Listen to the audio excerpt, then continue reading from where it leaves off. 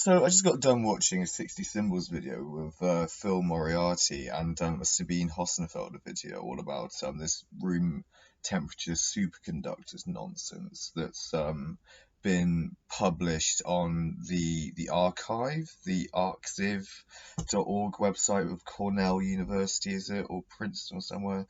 And yeah, it's nonsense. It's like, well, it's a shoddy bit of research um, that's got holes in it, and it could be diamagnetism that's causing these effects with this new material, and not superconductivity and all this sort of thing.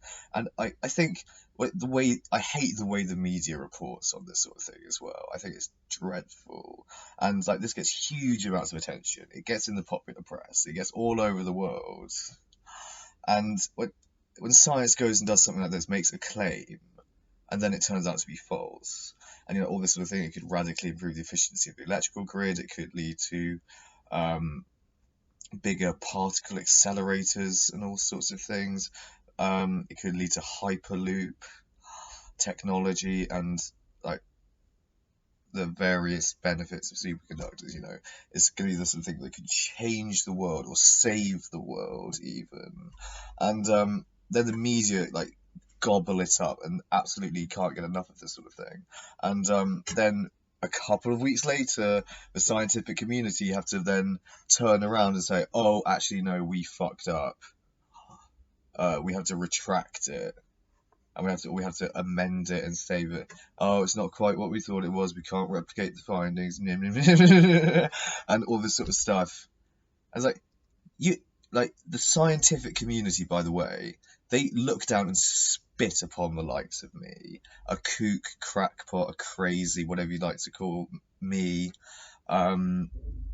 Work on their own theory hypothesis of quantum gravity in their spare time. Well, I consider it a theory because it's got some evidence supporting it, I think, as an idea.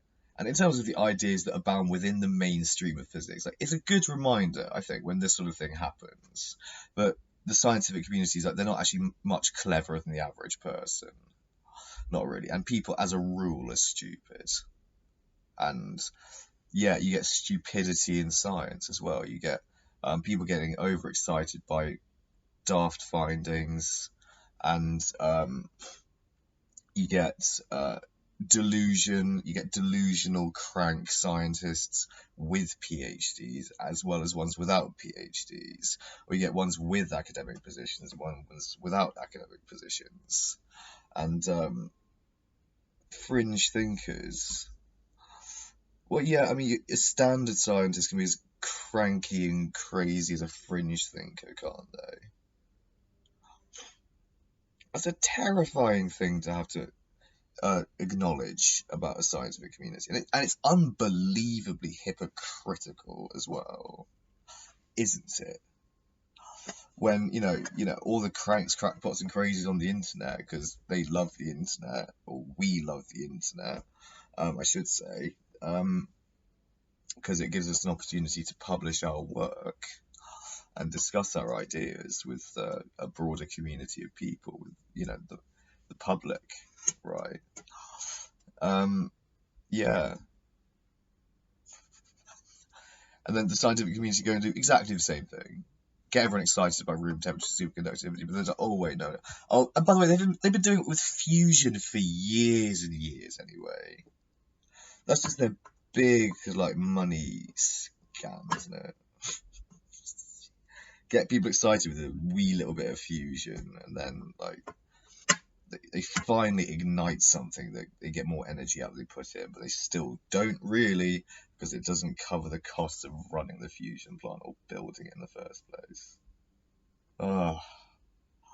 I hate science sometimes.